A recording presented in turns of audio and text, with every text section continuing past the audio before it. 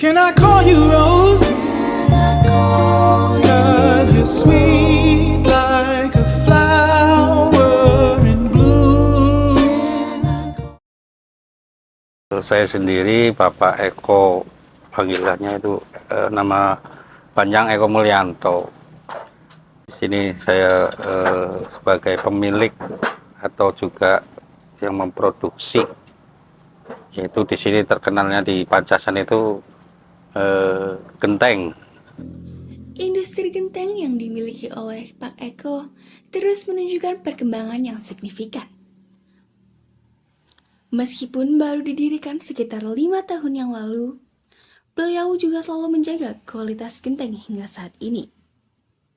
Usaha genteng milik Pak Eko ini telah menjadi salah satu pilar ekonomi lokal dan memberikan kontribusi yang besar bagi masyarakat sekitar. Kualitas di Pancasan itu terkenalnya dengan gentengnya. Jadi saya ikut dan ingin sekali menyempatkan untuk berkarir di dalam pembuatan gendeng di Pancasan. Caranya gimana sih Pak? Kok bisa di Desa Pancasan ini terkenal dengan sentra perajin dari genteng? Ya, kalau dari dulu kita kan dari sudah lama lah untuk Pancasan sendiri sebelum memiliki produksi genteng yang baik. Dulu itu untuk pencetakan genteng di Pancasan itu secara manual, dalam arti masih tradisional untuk pengepresannya, jadi pakai tangan. Dan dari dulu emang Pancasan masyarakat mayoritas itu ingin membuat gendeng secara tradisional, dan alhamdulillah setelah ada perubahan, zaman semakin kesini modern, jadi untuk produksi gendeng sendiri nyampe sekarang sudah agak modern. Kita sendiri di Gendeng Pancasan kita kan ada 2 produksi gendeng, yaitu di Pancasan, ya bukan cuma 2, cuma yang saya kenal dan saya sudah biasa itu gendeng sini ada 2, yaitu untuk gendeng Kebumen juga produksinya luar biasa, semakin ketat. Kita persaingannya cuma di Pancasan sendiri juga memberikan persaingan itu secara sehat, baik secara material maupun persaingan di harga jual. Juga kita membutuhkan yang terbaik seperti apa, kita melakukan semaksimal mungkin dari awal untuk membelikan materialnya sampai setengah jadi, nyampe berbentuk bata, nyampe di press sendiri. Kita sudah membutuhkan press juga, sama dengan Kebumen, bukan manual lagi. Untuk proses pembuatannya sendiri Pak, apakah ada tradisi khusus dari di Desa Pancasan ini? Kalau tradisi khusus sih nggak, cuma umum aja lah kita buat gendeng ya, untuk membelikan materialnya kita cari yang terbaik kualitasnya, nanti biar dari awal kita material untuk pilih-pilih dari tanah liatnya atau lempung, dari pasirnya, dari suluhnya, kita nyari yang biar gendengnya itu matangnya bagus, itu harus benar-benar cermat dan pilih-pilih juga. Untuk tradisinya, untuk dalam membuat itu ya kita nggak terpatok sama tradisi, cuma ya paling enggak kalau semuanya kita sudah mulai ada pembakaran atau obong di sini, ya ada beberapa yang harus kita bukan menghindari, cuma kita mengawati biar kita hasil gendengnya itu bagus dalam pembakaran nantinya. Terus untuk saat ini ya paling, kalau dulu orang namanya kejawen masih ada lah yang dipakai ketika ada orang meninggal lewat di sebelah pawon tersebut. Kalau kejawen kita pakai untuk menghindari sawan, kalau orang bilang itu di Jawanya sawan, berarti kita harus mengambil beberapa daun untuk ditancapkan atau untuk syarat lah, biar gendeng tersebut nanti hasil setelah pembakaran itu baik-baik dan nggak enggak, ya sebenarnya menghindari untuk kerusakan sudah bisa untuk menghindari karena dilewati orang meninggal, biasanya seperti itu Mas. Untuk rumah produksi Bapak itu dalam sehari bisa produksi berapa jumlah genteng? Kalau cerita produksi genteng, kita mayoritas di Pancasan itu tergantung dari pekerjanya sendiri atau yang cara itunya yang membuat atau mengpres dari individu sendiri. Kadang ada yang cepat, terus kadang ada yang sedang lah, terutama kalau memang cepat biasanya dia itu cuma hanya mengpres saja, dalam arti cuma membuat aja, nggak nyampe dia bertanggung jawab dari buat nyampe dikeringkan terus nyampe kering. Nah itu juga pengaruh juga di situ. Kita lihat untuk orang individu, kalau memang dia berani untuk kepres dan untuk ke sini secara meme apa ya Jawanya seperti itu, kemplang ya, untuk jemuran tersebut berarti untuk seharinya kisaran sekitar 200-250 lah tuh. Tapi kalau memang cuma dia itu tanggung jawabnya ngepres aja, itu kisaran 300-350 itu paling cepat gitu Mas. Terus dari bahan-bahan untuk pembuatan genteng itu suplainya dari mana saja sih Pak? Kalau suplai untuk genteng sendiri, kita kan punya material harus benar-benar bagus juga. Kita ambil dari kota untuk sekarang yang sudah jalan dari Purbalingga, itu tanah liatnya lempungnya itu dari Purbalingga. Terus ada lagi dari daerah Purwojati yang sekarang sudah agak lumayan banyak, lokalan lah, bukan dari Purbalingga, cuma dari Purwojati juga ada. Dan itu pun ya untuk takeran, retretan mobil juga ada bedanya juga. Kalau di Purbalingga itu retanya agak banyak isi lempungnya. Kalau di daerah yang di Purwojati itu hampir ada paling separuh lah, karena memang aturan dari sana bisa bawanya seperti itu. Dan itu nanti diolah lagi biar bagus, bisa dicampur juga dari Purbalingga satu, seumpama dari Purwojati ambil satu rit, kita campur. Gimana cara mengolahnya biar genteng kita itu ketika jemur itu bagus hasilnya, nyampe kering pun bagus. Karena kalau sudah bagus, kering bagus, pasti ya kita taruh 90% nanti setelah dibakar atau obong hasilnya pun bagus. Seperti itu paling. Terus untuk pemasarannya sendiri itu udah sampai ke daerah mana saja? Kalau pemasaran itu alhamdulillah di Pancasan juga sudah agak lumayan terkenal, mayoritas orang Pancasan sudah untuk membuat genteng sudah lebih banyak lagi, karena ada permintaan untuk dari luar kota atau dalam kota semakin banyak. Kadang kalau kita ada yang nyampe Jatibarang, Tegal, kadang nyampe daerah-daerah Cilacap. Kalau sering itu ya ada yang di Salem segala macam. Kita melakukan untuk pemesanan itu sudah menerima banyak pesanan, karena di toko-toko yang sudah gede, terutama di semua yang butuh dan jual material itu kan perlu genteng. Kita permintaan itu juga luar biasa. Setiap minggu bisa minta 5.000 nyampe 10.000, tergantung penjual. Lagi ramai, kita juga harus siap untuk memenuhi pesanan toko. Di samping toko juga ada yang langsung orang sendiri yang buat rumah sendiri, beli sendiri ke sini juga ada yang lewat orang lagi, macam-macam lah. Tapi yang penting di Pancasan itu semua untuk usaha itu sudah banyak di gentengnya daripada usaha lain gitu Mas. Bagaimana cara Bapak itu untuk menghadapi persaingan dalam industri genteng di Pancasan ini?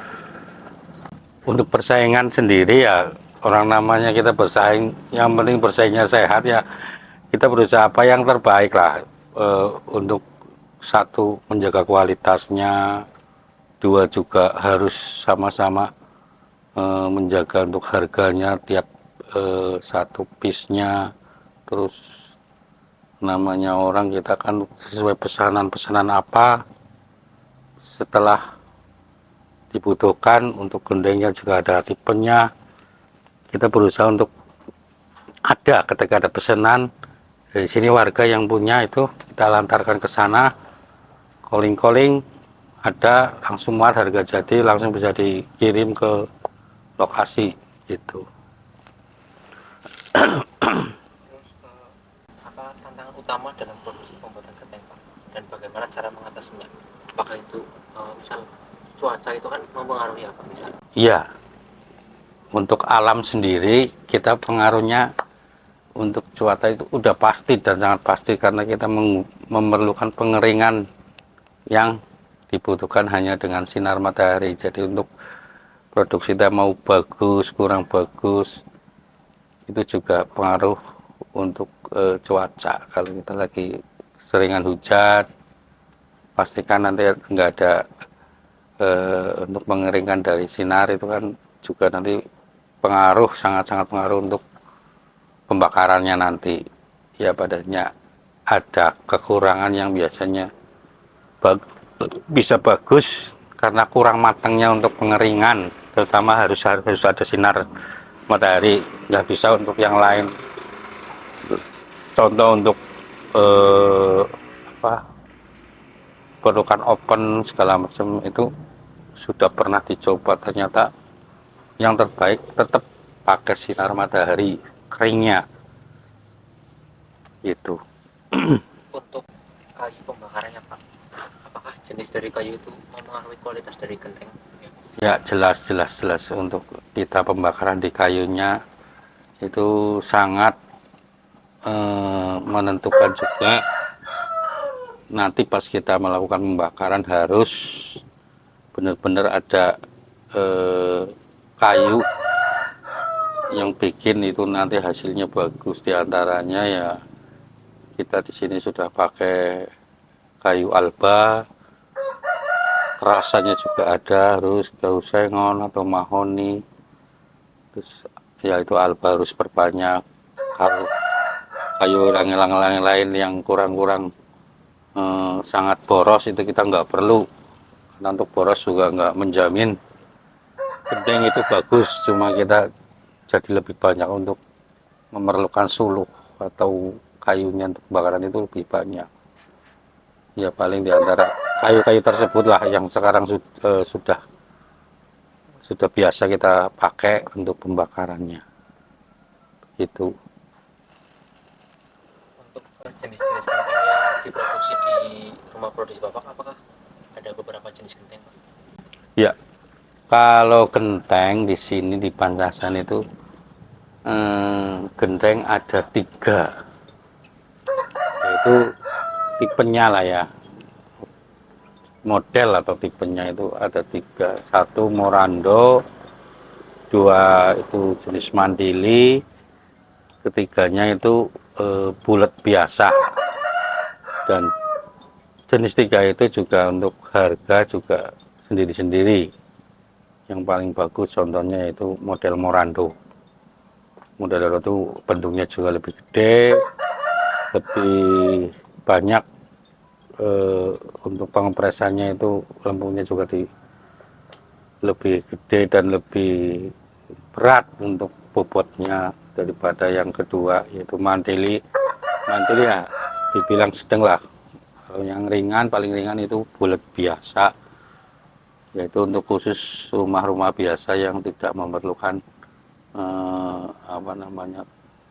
Jawanya pengelari apa ya, sama rengnya itu yang sedang, itu pakai bolt biasa biar nggak terlalu berat untuk dipasang dan hasilnya pun bagus, rata, rapi gitu. Terakhir nih Pak, Ya, apa harapan kedepannya dari Bapak untuk keberlanjutan dari sentra produksi genteng di Desa Pancasan ini Pak?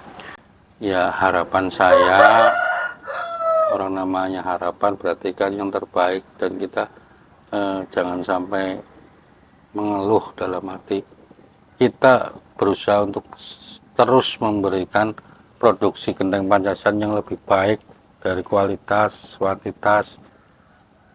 Kita berusaha untuk menjaga, karena apa? Dengan menjaga semuanya itu, genteng Pancasan pasti yang lebih baik, walaupun ada yang lebih baik lagi, termasuknya di Kebumen, supaya kita nggak kalah saing. Kadang ke genteng Kebumen pun ya tergantung kita memilihnya, ada yang bagus banget, ada yang kurang, ada yang sangat jelek. Kita pun sama, tapi kita terus memberikan yang terbaik, yang dipercaya jadi untuk pelanggan yang khususnya dari Pancasan itu memberikan dan menjual genteng itu, yang membeli juga merasa sangat-sangat puas untuk produksi genteng yang dari Pancasan. Ya, semoga kita memberikan, ya saya sendiri ya belum lama untuk usaha ini, tapi ya kita terbaik lah, cari, ayo bareng-bareng yang punya genteng di Pancasan itu, jangan saling boleh untuk bersaing, tapi bersaing secara sehat, jadi nanti hasilnya pun sehat. Genteng Pancasan selalu terkenal bagus dan banyak peminatnya, paling seperti itu Mas. Monggo terakan. Pak Eko, pemilik industri genteng Pancasan, berbagi pengalamannya yang penuh tantangan dan pembelajaran dalam menjalankan bisnis ini.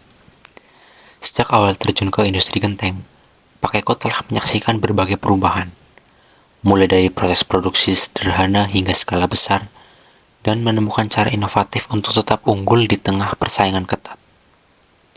Semua ini tercapai karena dukungan keluarga dan masyarakat sekitar yang selalu memberikan semangat.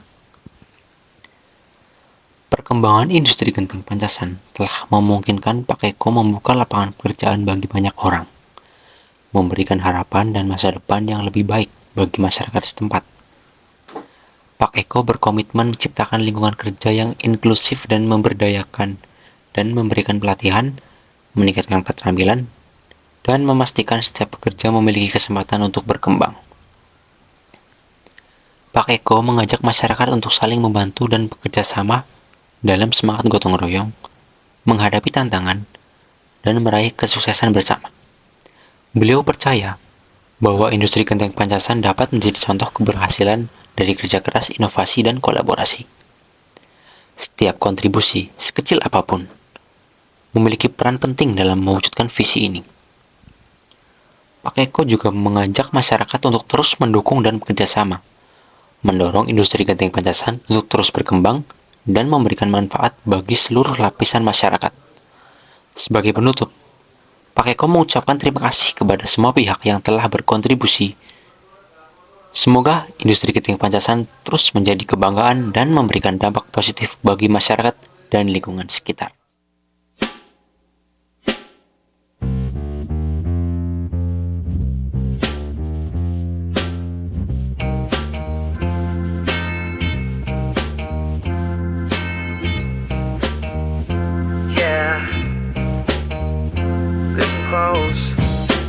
Your heart is my home, bond beyond measure. Your heart is my home, this love is forever, forever. And I know, and I know